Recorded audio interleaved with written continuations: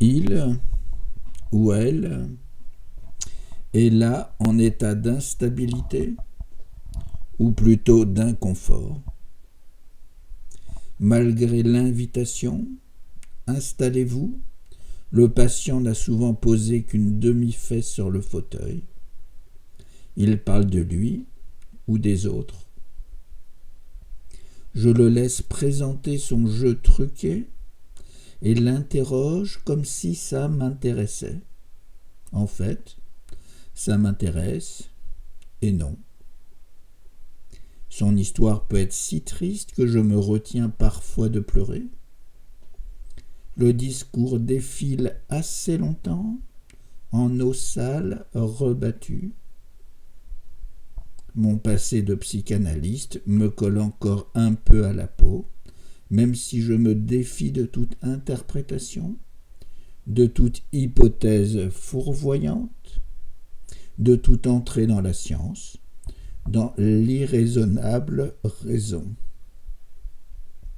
Pendant que mon œil l'écoute autant que mon oreille, pendant que lui aussi me renifle par sa langue qui avance ses mots, je cherche déjà un angle, le petit creux sous la pierre qui me permettra de planter le levier. Parfois, ma bouche pose une question sur son génogramme. Le patient aime ça. Il se retrouve dans un pays connu. Il fait ce qu'il croit devoir faire en cet endroit. Il relit ses pages disparates avec une mauvaise colle et déplore le résultat de son ouvrage. C'est une victime.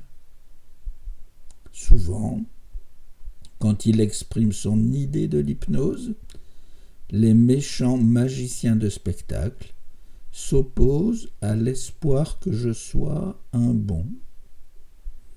Le lien commence à se faire, puis, si ce temps d'expression dure trop, je commence à perdre le patient. Il s'enferre dans sa vraie construction mensongère.